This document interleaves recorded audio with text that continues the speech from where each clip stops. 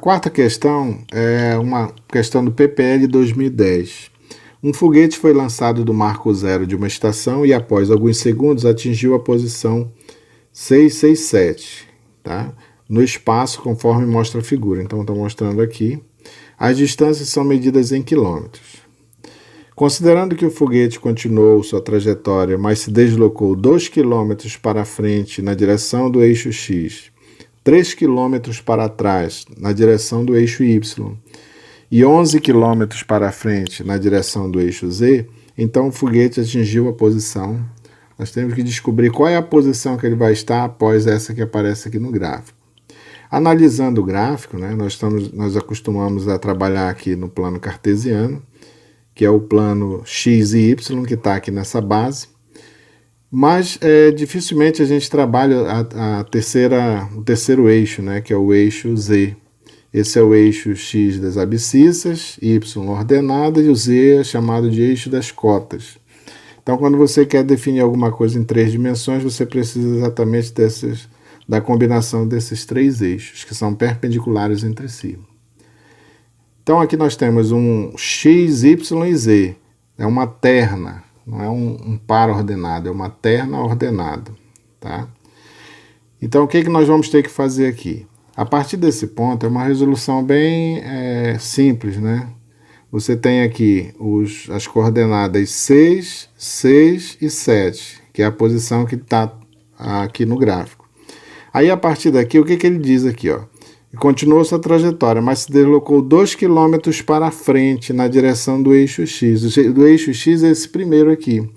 Se foi 2 km para frente, então ele adicionou mais 2. Então eu vou fazer aqui, eu vou somar mais 2. Significa que ele estava numa posição, ele adiantou, né? Ele foi para a parte positiva, ele somou 2.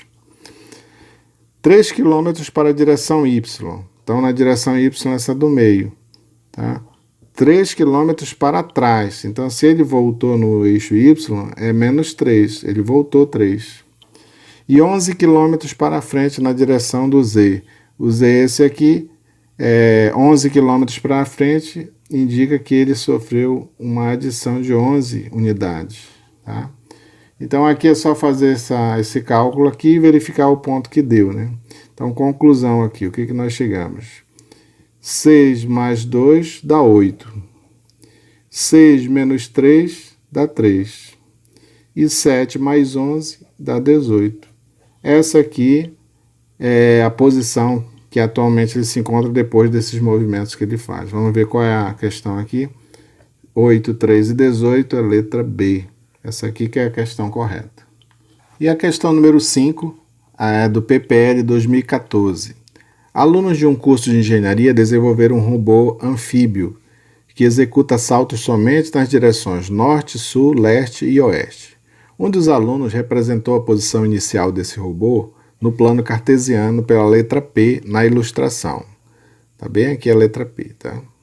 No plano cartesiano, aqui são as direções norte, sul, leste e oeste. A direção norte-sul é a mesma do eixo Y, aqui. Sendo que o sentido norte é o sentido de crescimento do Y, ou seja, para cima, né? E a direção leste-oeste é a mesma do eixo X, essa aqui, sendo que o sentido leste é o sentido de crescimento do X, para cá, para a direita. Em seguida, esse aluno deu os seguintes comandos de movimentação para o robô: 4 norte, 2 leste e 3 sul, nos quais os coeficientes numéricos representam o número de saltos do robô nas direções correspondentes. A cada salto correspondente a uma unidade do plano cartesiano. Depois de realizar os comandos dados pelo aluno, a posição do robô no plano cartesiano será. Então, eu tenho que verificar a partir do ponto que está colocado aqui, qual é a posição que vai ficar o robô depois de ele ter feito esses movimentos. Olha, o ponto que está sendo destacado aqui, no ponto P, é o ponto menos 1 e 1. Então, nós vamos colocar aqui, ó, o ponto P, ele é o ponto menos 1 e 1. Esse é o ponto onde ele está. Aí, de acordo aqui com a movimentação, 4 para o norte. Então, vamos contar aqui, ó, 4 para o norte. 1, 2, 3, 4. Bem aqui a posição que ele ficou quando ele foi 4 para o norte. 2 para leste. Leste é para cá, para a direita, né? Então, 1, 2, 2 para a direita. Esse ponto bem aqui é o 2. E 3 para o sul. Então, 1, 2, 3. 3 vai dar bem aqui. Então, esse ponto é onde ele parou, que é o ponto aqui, ó. 1 para x e 2 para y. Então, o resultado aqui deu 1 para x, 2 para y. 1, 2 é essa letra bem aqui, letra C. Você também poderia fazer utilizando a questão dos somatórios, né? Por exemplo, aqui, quando ele diz que ele anda 4 para o norte, né? Como é no y, eu vou somar 4 aqui, ó. Você vai somar 4 aqui. 2 para leste. Leste é em x, então seria somar 2 aqui no x. E quando ele coloca 3 para o sul, significa no mesmo eixo y, mas descendo, então seria menos 3.